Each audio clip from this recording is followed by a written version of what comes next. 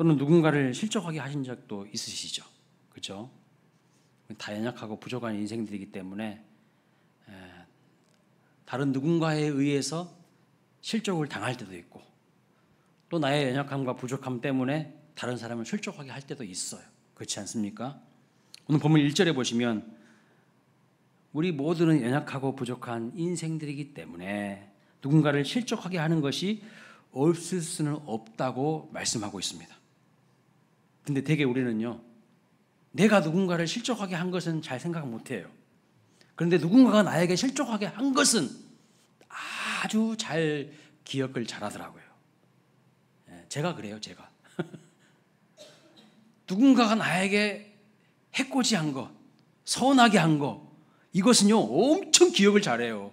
근데 내가 남에게 실수하고 실족하게 한 것은요 잘 기억하지 못하는 것이 대부분의 사람들에게서 나타나는 모습입니다.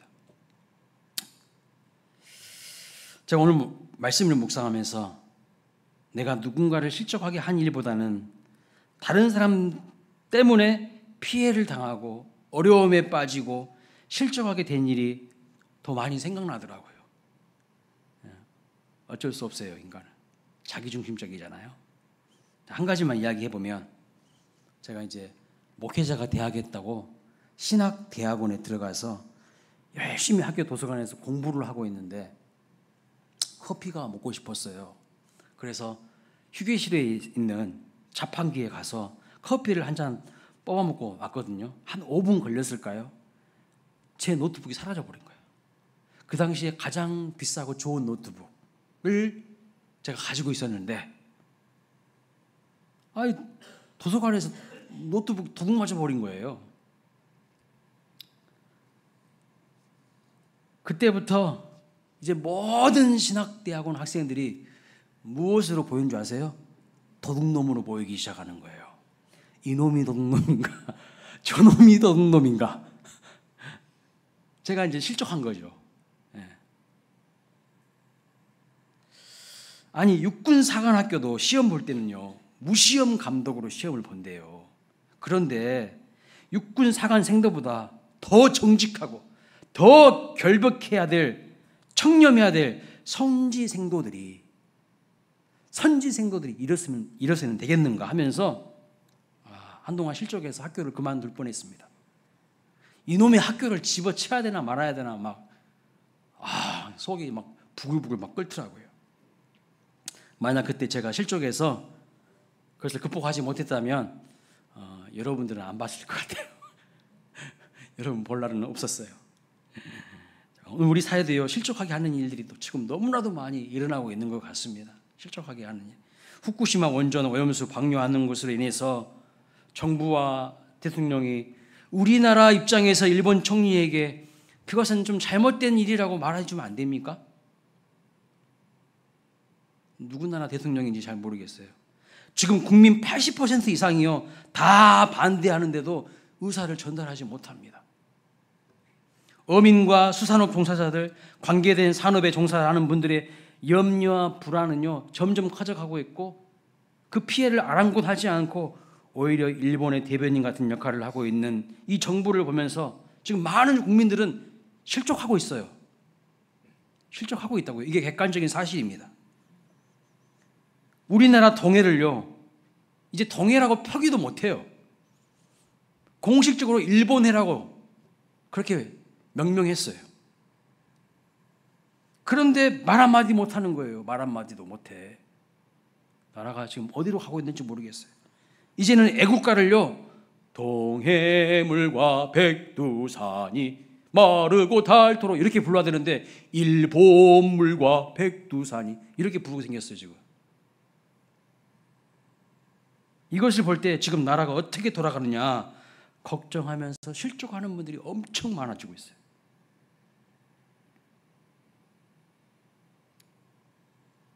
아니 적어도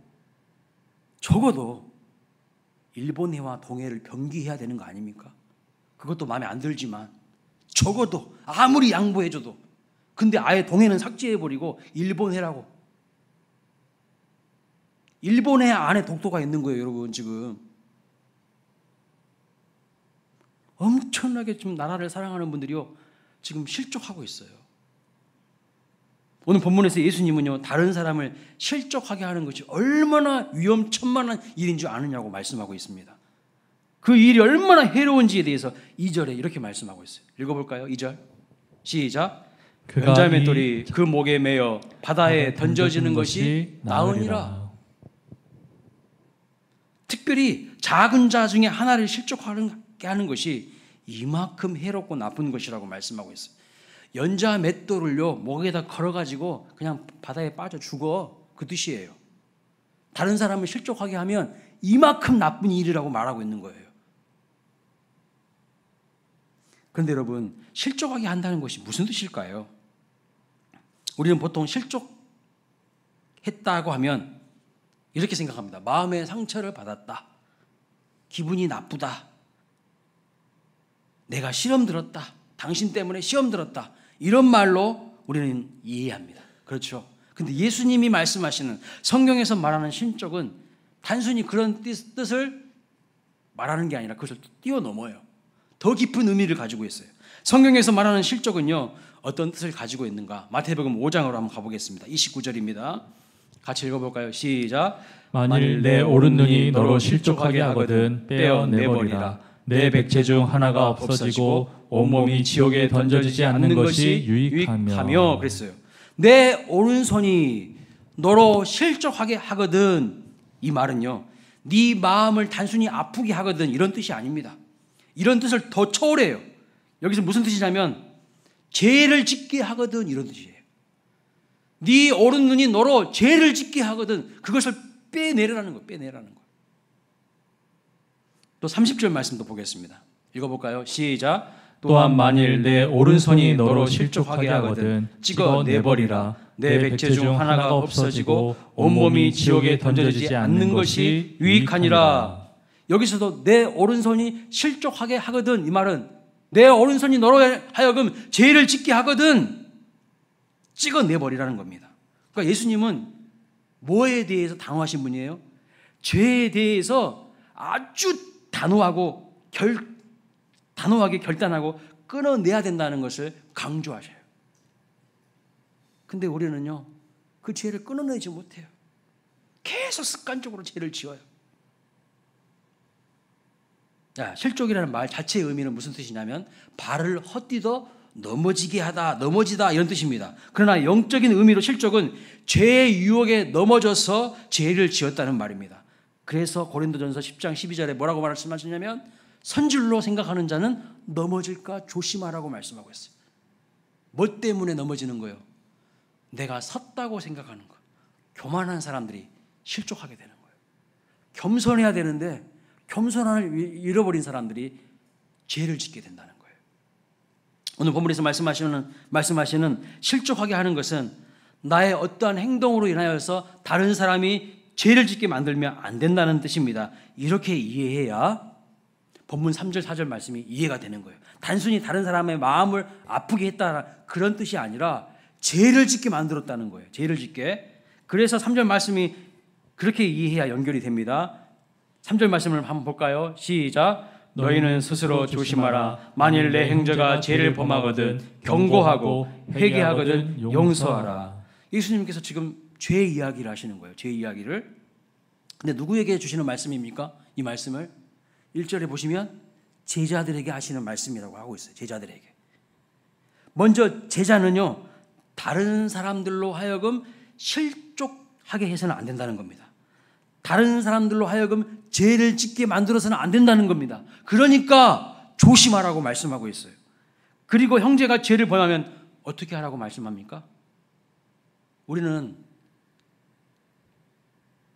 성경을 대충 보는 경향이 있어요. 그래서 용서하라고 했죠. 용서하라고. 하루에 70번씩 7번도 용서하라고 하셨죠. 예수님이. 그렇게 딱 머리에 딱 선입관처럼 박혀 있어요. 근데 오늘 본문 말씀을 보면 아니에요. 아니라고요.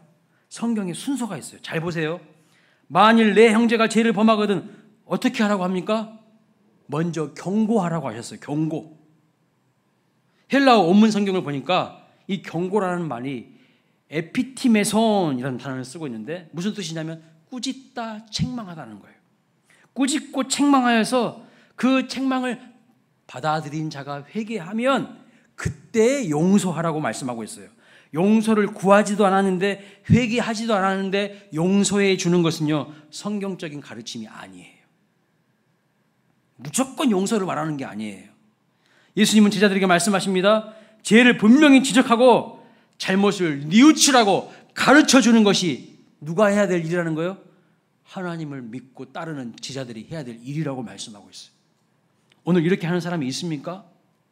잘 없어요. 잘못된 길로 가고 있어도 못 본 척하고 방치합니다. 당신 잘못했다고 그렇게 살아서는 안 된다고 죄를 지적하고 회개하라고 말해주는 사람이 누가 있습니까? 근데 성경은요, 분명히 죄 지은 거에 대해서 꾸짖으라고, 책망하라고 말씀하고 있어요. 누가 그렇게 말할 수 있을까요? 여러분, 누가 그렇게 말할 수가 있습니까? 정녕 그 죄 지은 사람을, 사랑하는 사람만, 진짜 사랑하는 사람만 꾸짖을 수가 있어요. 누군가가 여러분이 죄를 짓고 잘못된 삶을 살아가는데 그렇게 찾아와서 꾸짖고 책망하는 사람이 있다면 그분은요, 정말 여러분을 사랑하는 분입니다. 정말 사랑하는 분이에요. 아무나 꾸짖을 수가 없어요. 여러분이 남의 자식들 쉽게 꾸짖을 수 있습니까? 남의 아들, 딸들 쉽게 꾸짖을 수 있나요? 아니요. 나하고 상관없는데, 특별한 관계가 없는데 뭐하러 꾸짖습니까? 꾸짖지 않을 거예요. 그냥 못 본 척 할 겁니다. 방치할 거예요. 근데 만약에 내 자식이 잘못된 일을 하고 있는데, 죄를 범하고 있는데 꾸짖지 않는다면 그 부모는요, 사랑이 없는 거예요. 무관심한 거예요. 오늘 이 시대는 사랑을 상당히 왜곡시키고 있습니다. 그냥 귀에 듣기 좋은 이야기만 해주면 무조건적으로 감싸주는 것을 사랑이라고 말합니다. 아니라는 거예요. 죄 지은 자를 꾸짖는 것이 사랑입니다. 믿으십니까? 주님의 말씀에 누군가 죄를 지었거든 책망하라고 말씀하고 있어요. 그리고 너도 죄 짓지 않도록 조심하라고 말씀하고 있는 것이죠. 제가 부교육자 시절에요, 사랑의 교회 옥하는 목사님 이야기를 정말 자주 들었어요. 그분은 세계적인 지도자 아닙니까? 제가 섬겼던 담임 목사님께서 그 교회에서 12년 동안 부교육자 생활을 하셨기 때문에 교육자 회의할 때마다 옥 목사님과 함께 있었던 에피소드, 옥 목사님이 교육자 회의할 때 하셨던 말씀들 자주 들려주셨어요. 그런데 한 번은요, 옥하는 목사님이 교구 목사님들에게 자기 교구 성도들의 근황을 물어보는데 그 부목사님이 제대로 답변을 못했어요. 그랬더니 옥하는 목사님이 정말 눈물이 쏟아질 정도로 훈계하시고 꾸중을 하셨다는 이야기를 들었습니다. 엄청 혼내셨다는 거예요. 정신 똑바로 차리라고 엄청 혼내셨다는 거예요. 왜 그렇게 그 부목사님을 훈계하시고 꾸중하셨을까요? 미워서요? 미워서? 절대 아니죠. 정말 그분을 제대로 된 목사로 만들기 위해서 옥 목사님이 사랑하신 것이죠. 제가 그 이야기를 들으면서 속으로 그랬어요. 참 대단하다. 참 그 목사님은 복도 많다. 그렇게 훌륭한 영적 지도자에게 꾸중을 듣고 훈계를 받는 것이 얼마나 큰 복인가, 제가 그 생각이 들더라고요. 그런데 요즘 우리는 그것을 복으로 여깁니까? 복으로 여기냐고요? 복으로 안 여겨요. 우리는 꼰대가 잔소리한다고 지나 잘할 것이지, 그렇게 이야기해요. 잔소리라고 여기는 사람은요, 절대로 미래가 밝지 않습니다. 잔소리가 아니라 나를 사랑하여서 하시는 말씀으로 받아들일 때, 마치 하나님의 말씀처럼 받아들일 때 그 사람은요, 계속해서 쭉쭉쭉쭉 성장해 가고 성숙해 가는 거예요. 그런데 꼰대가 잔소리 나고 있네. 한 사람은요, 맨날 그 수준인 거예요. 영적인 난장의 수준으로 계속 인생을 그렇게 사는 거예요. 잔소리라고 여기는 사람은 절대 앞날이 밝지 않아요. 그런 사람은 고쳐지지 않고 단련되지 않아서 크게 될 가능성이 없는 것이죠. 여러분, 누군가가, 어른들이 아니면 영적 지도자가 여러분들을 염려하면서 꾸짖고 책망했을 때 그것을 달게 받으십시오. 그 사람은 앞날이 밝은 사람이에요. 그런데 막 기분 나쁘게 감정적으로 받아버린 사람들이 있어요. 영적 난쟁이 수준을 벗어날 수가 없어요.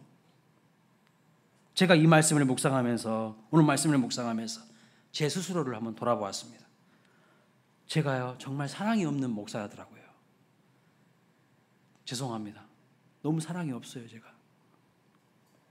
저는 누군가를 꾸짖지 못하고 훈계하지 못합니다. 여러분들은 동의 안 하실 것 같은데 엄청 목사님은 잘 꾸짖으셔요. 스스로를 너무 몰라도 모르시네요. 그렇게 지금 눈빛들이 다 비슷해. 근데 여러분, 제가 강단에서야 뭐 설교 시간에만 이렇게 좀 이야기하지, 좀 강하게 이야기하지, 개인적으로 만나면요, 저 그렇지 못합니다. 한없이 약해요. 마음이 여려요. 남 불편한 이야기 절대 못합니다. 집사님, 그렇게 사시면 안 됩니다. 주일 성수를 그따위로 해요? 정신 똑바로 차리셔야 돼요. 그런 말 절대 못해요. 죄를 경고하고 꾸짖지 못해요. 무슨 뜻입니까? 사랑 없다는 뜻이야. 열정이 없다는 뜻이에요. 그 사람에게 무관심하다는 뜻이에요. 제가 그런 목사예요. 여러분과 친한 어떤 사람이 지옥으로 걸어가고 있는데도, 잘못된 인생의 방향을 향해서 걸어가고 있음에도 불구하고 아무 말도 하지 않고 잘 살고 있네요, 이렇게 이야기하는 것이 정직한 거예요? 그것이 사랑이에요? 사랑은커녕요, 그것은 죄를 방조하는 거예요. 방치하는 것이고요, 무관심한 거예요. 진짜 무엇이 진리인지를 아는데 그것을 가르쳐주지 않는 것이 사랑하지 않는 거죠.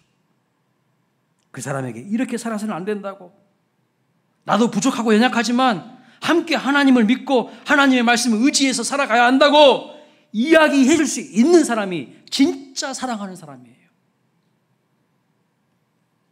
자, 제자들이 예수님의 이런 말씀을 듣고 나니까요, 어떻게 반응합니까? 5절 말씀입니다. 사도들이 주께 여짜오되 우리에게 믿음을 더하소서.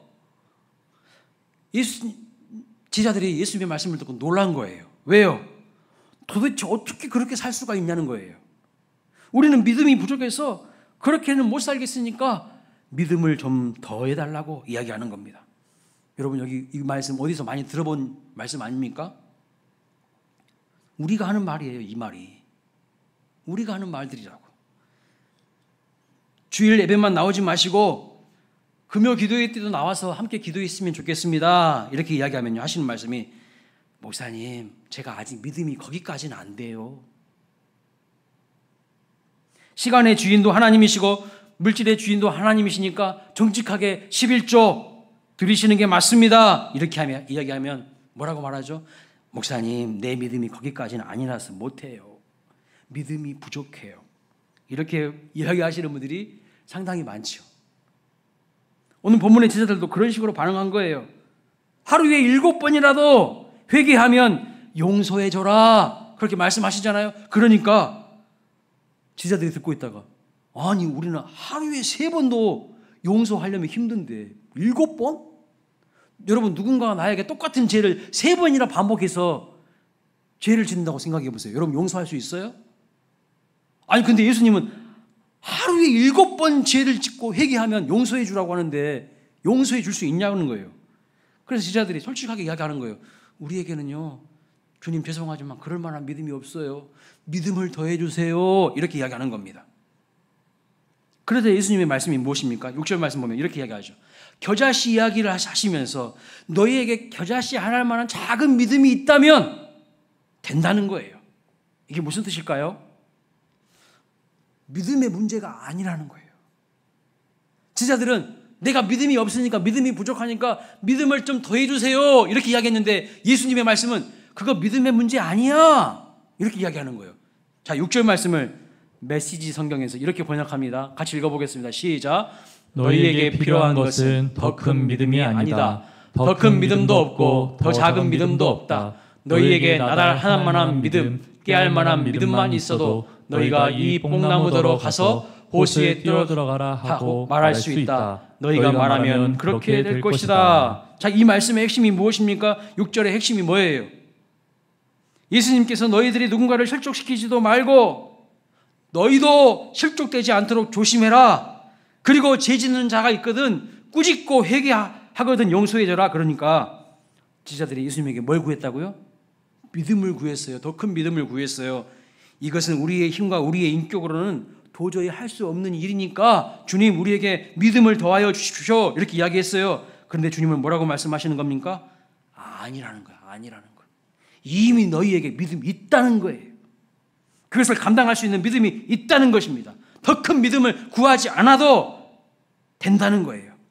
이미 너희들 안에 겨자씨 하나 만한 작은 믿음이 있어. 그 말씀하시는 거예요. 그런데 문제는 그것이 작동되도록 만들라는 거예요. 그 믿음이 잘 작동되도록 해야 된다는 거예요. 겨자씨 하나 할 만한 콩 할 만한 믿음, 아니 그보다도 더 작은 먼지 같은 작은 믿음만 있어도 그 믿음이 너희들로 하여금 그런 일을 행할 수 있는 능력을 제공한다는 거예요. 그러니 너희 안에 있는 무엇이 작동되도록 하라가? 믿음이 작동대로 하라고 주님이 말씀하고 계시는 거죠. 그러면 여러분 이제 우리는 무엇을 구해야 됩니까? 지자들은 더 큰 믿음을 주세요 그랬는데 예수님은 아니야, 이미 너희에게 있는 믿음 그걸로 충분해. 그것이 작동되도록 하면 돼. 이렇게 말씀하셨다는 거예요. 그럼 우리는 무엇을 구해야 합니까? 하나님 저에게 겨자씨 같은 믿음이 있습니다. 이 믿음이 살아 역사하는 믿음으로 작동되게 해주십시오. 이렇게 기도해야 된다는 거예요. 이 믿음이 살아 움직이게 하여 주시옵소서. 이렇게 구해야 됩니다. 남을 실족시키고 남에게 상처를 주고 죄를 짓게 하는 이런 나의 본능과 욕구가 튀어나올 때마다 그것을 제어할 수 있는 내 작은 믿음이 작동되게 하여 주시옵소서. 믿음은 골동품이 아니라는 거예요. 박물관에 박제되어 있는 죽어있는 것이 아니라는 거예요. 죄를 보고 모른 채 방치하지도 말고 꾸짖을 수 있는, 경고할 수 있는 그 살아있는 믿음이 내 안에서 작동되게 하여 주시옵소서. 죄를 회개하는 자를 용서할 수 있는 그 믿음이 작동되게 해달라고 예수님이 이렇게 구하라는 겁니다. 그런데요, 예수님께서 너의 믿음이 살아 역사하고 작동되는 믿음이 되게 하기 위해서 해야 하는 것이 하나 있다고 말씀하고 있어요. 그것이 무엇일까요? 그 말씀이 7절부터 이제 10절까지 나오는 말씀입니다. 자, 우리가 무엇을 행할 때, 우리가 무엇을 갖출 때에 우리 믿음이 살아 역사하고 작동하는 살아있는 믿음으로 움직일 수 있을까요? 7절부터 10절 말씀 같이 읽어보겠습니다. 시작. 너희 중 누구에게 밭을 갈거나 양을 치거나 하는 종이 있어 밭에서 돌아오면 그더러 곧 와 앉아서 먹으라 할 자가 있느냐? 도리어 그더러 내 먹을 것을 준비하고 띠를 띠고 내가 먹고 마시는 동안에 수종 들고 너는 그 후에 먹고 마시라 하지 않겠느냐? 무슨 말씀하시는 거예요? 이와 같이 너희도 명령받은 것을 다 행한 후에 이르기를 우리는 무익한 종이라 우리가 하여야 할 일을 한 것뿐이라 할지니라. 지금 예수님 말씀의 핵심이 뭐예요? 그 믿음이 작동되고 살아서 생명력 있게 역사하려면 어떻게 해야 한다고 말씀하고 있는 것입니까? 너희가 누구인지를 먼저 제대로 알아야 된다고 말씀하고 있어요. 너희가 누구라고 말씀하고 계시는 거예요? 7절부터 10절 말씀 보세요. 너희가 누구라고 말씀하고 있어요? 종이라고 말씀하고 있어요. 너희는 하나님의 종이야. 그 말씀하고 있어요. 종에게 그럼 요구되는 것이 뭘까요? 순종이에요. 순종. 제자들은 이게 믿음의 문제라고 생각했습니다. 그래서 더 큰 믿음을 주시라고 했습니다. 그런데 주님은 아니다는 것입니다. 너에게 이미 겨자씨 하나 만한 콩 할 만한 믿음 있다. 그 믿음만 있어도 뽕나무 뽑아가지고 옮길 수 있어. 주님이 그 말씀하신 거예요. 믿음이 부족해서가 아니라 네가 누구인지를 몰라서 그러는 거야. 주님의 진단이에요. 주님의 진단. 너는 종이야. 종은 주인의 말씀에 순종하지 않느냐는 거예요. 우리가 믿음이 없어서 일을 못하는 것이 아니라는 것입니다. 주인의 명령에 순종하지 않아서 역사가 나타나지 않는다는 거예요. 놀라운 일들이 일어날 수 있는데, 기적이 일어날 수 있는데 순종하지 않으니까 기적을 경험하지 못한다는 거죠.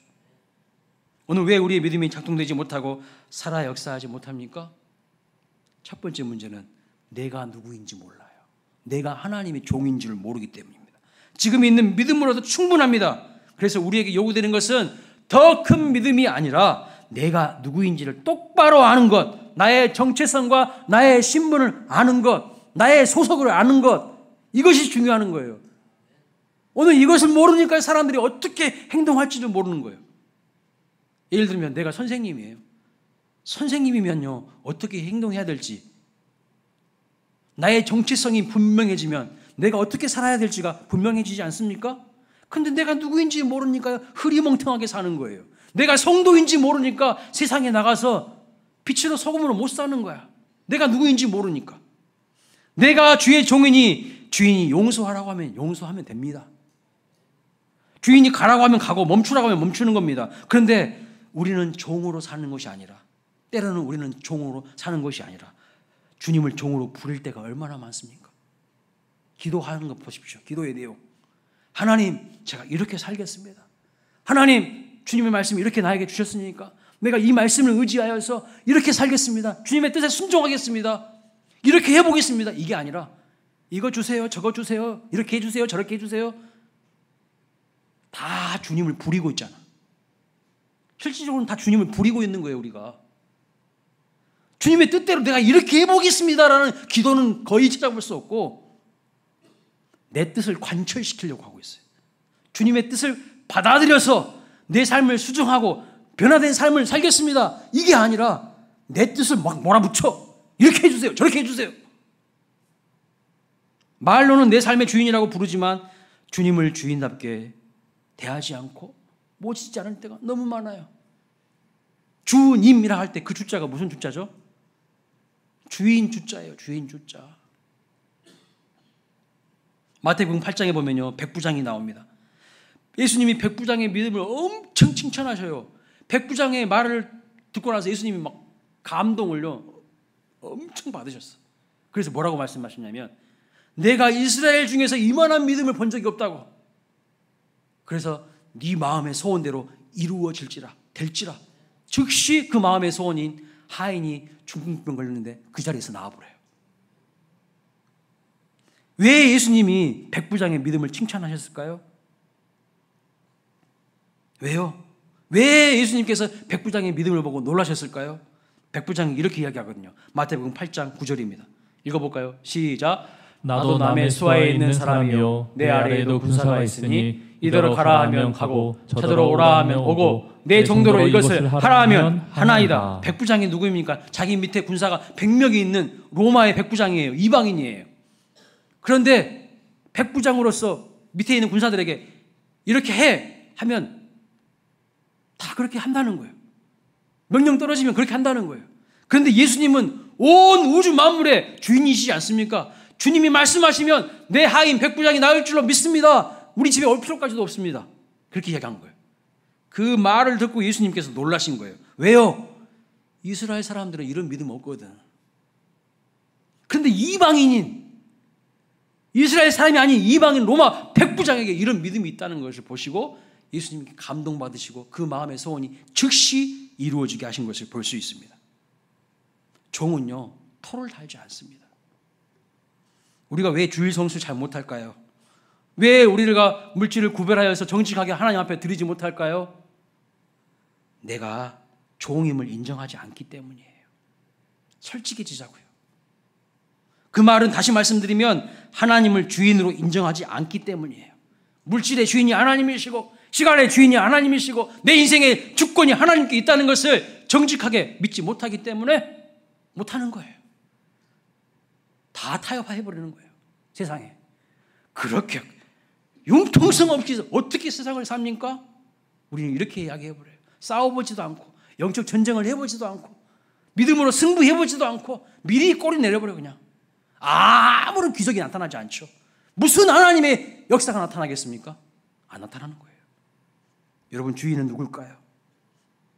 저는 오늘 본문 말씀을 묵상하면서 우리 주님께서 우리 삶 속에서 믿음이 살아 역사하고 작동되도록 하기 위해서, 그래서 기적을 경험하기 위한다면 해야 하는 것이 하나 있다고 말씀하시는데, 그것이 무엇이냐면 네가 나의 종인 줄 알아라. 네가 하나님의 종인 줄 알아라. 여러분 이거는요 엄청난 은혜이고 특권이에요. 내가 뭔데 하나님의 종입니까? 찌질이도 못난 죄인이지, 뭐 하나도 제대로 못하는 죄인이지. 그런데 하나님의 종이라고?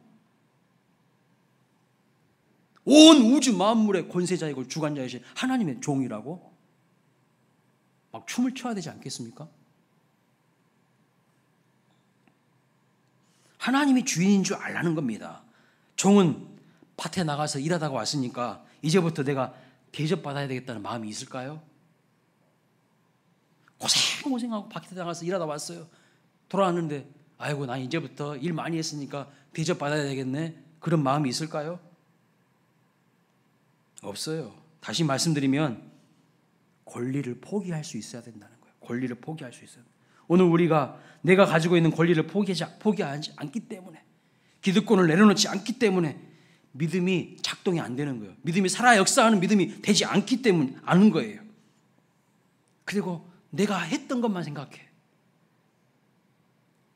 그러니까요 공로주의와 보상심리에 빠져서 교회가 계속해서 시들어져 가는 거예요.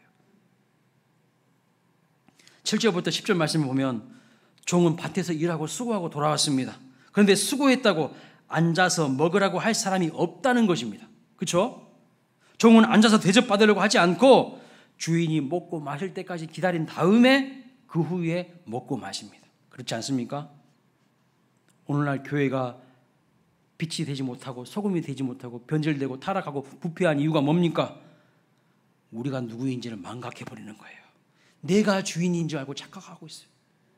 C.S. 루이스가 쓴 스크루테이프의 편지라는 책에서 보면 마귀의 고참 선배가요 마귀 신참들한테 교육을 시켜.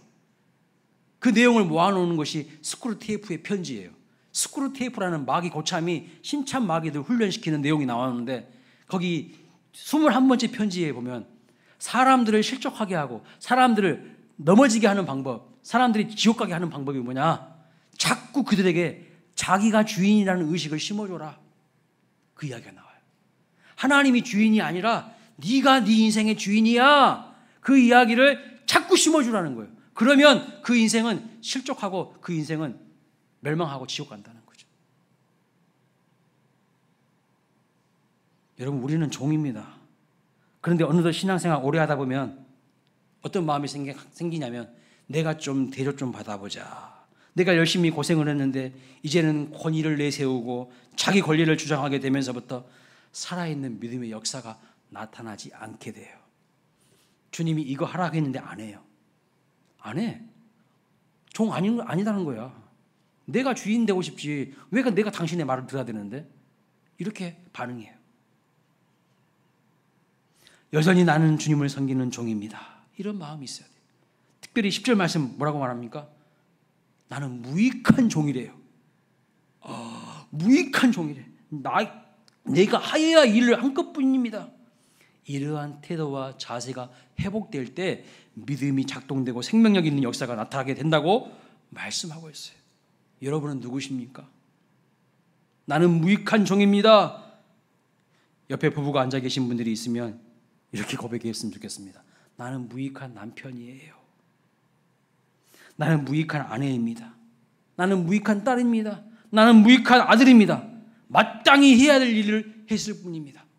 자, 한번 이야기하겠습니다. 옆에 계신 분들에게 부부관계가 아니면 그냥 나는 무익한 종입니다, 이렇게 이야기하는 겁니다. 시작. 한번 하겠습니다. 시작. 네, 그래요. 맞아요. 우리가 회복해야 될 말이 이거예요. 하나님, 나는 하나님 앞에서 무익한 종에 불과합니다. 해야 될 일을 했을 뿐입니다. 하나님의 은혜와 사랑이 얼마나 큰데 그것에 비하면 내가 한 것은 아무것도 아니죠. 하나님, 저는 무익한 종입니다. 이러한 태도와 자세가 없어서 문제가 되는 거예요. 이미 우리에게 믿음이 있다는 거예요. 근데 종으로서 하나님의 말씀 앞에 순종하면 기적도 일어나고 능력도 나타나고 하나님이 함께하여 주셔서 새 일도 큰 일도 경험할 수 있다는 거예요. 근데 순종하지 않아요. 종의 태도가 없어. 그것은 왜 나한테 시키세요? 다른 사람한테 시키세요. 다른 사람한테. 이렇게 한다는 거야, 우리는.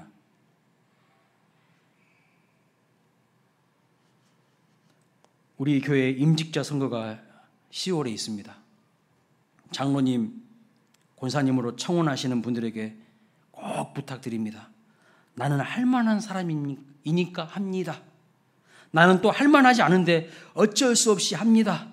주변에서 권유해서. 그런 마음의 자세가 아닌 나는 무익한 종입니다. 나는 무익한 종입니다. 그러나 주님의 말씀에 순종하겠습니다. 나같이 무익한 종, 하나님의 영광을 위하여서 아름답게 사용하여 주시옵소서. 막 사용하여 주십시오.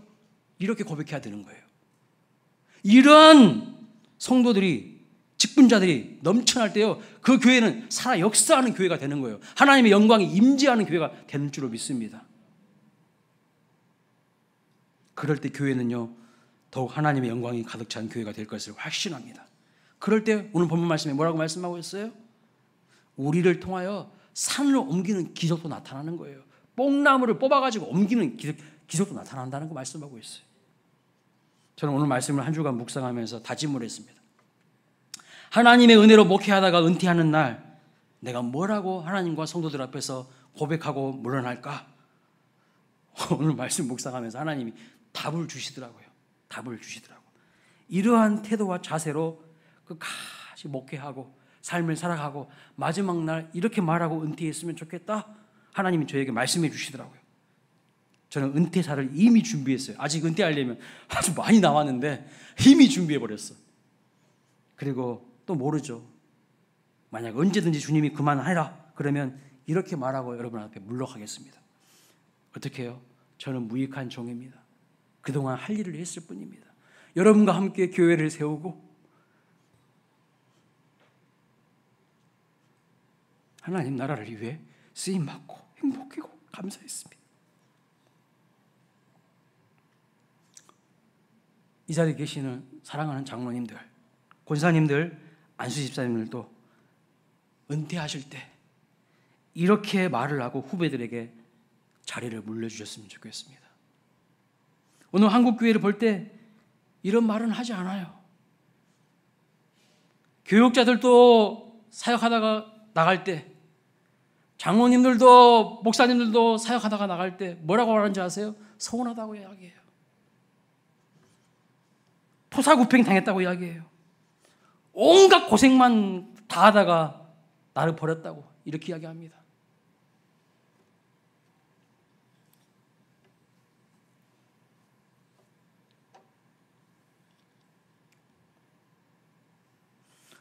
물러날 때 온갖 교회를 향하여 비난하고 비판하는 사람들이 있습니다. 이런 사람들 때문에 실족한다는 거예요. 이런 사람들 때문에 실족하는 겁니다. 그들에게 무슨 의식이 있기 때문입니까? 나는 무익한 종이라는 의식은 없고 나는 유익한 종이라는 의식이 가득 차 있기 때문이에요. 나는 유익한 종이라는 거. 하나님이 찾으시는 사람은 스스로 유익한 종이라고 생각하는 사람이 아니라 나는 무익한 종인데 하나님의 은혜와 사랑에 갚을 길 없어. 하나님 나를 사용하여 주신 것에 감사합니다. 이런 겸손한 마음으로 초지일관 끝까지 초심을 잃지 않고 나아가는 사람, 그 사람을 통해서, 그런 교회를 통해서 하나님이 역사하시는 거예요. 나 같은 죄인을 사랑하여 주시고 사용하여 주시고 하나님의 일에 동참시켜 주신 하나님께 진짜 감사하면서 무익한 종이라는 태도와 자세로 나아가는 저와 여러분 되시기를 축복합니다. 이런 사람을 통하여서, 이런 교회를 통하여서 하나님의 역사가 나타나게 될 줄로 믿습니다. 다 함께 일어나겠습니다. 우리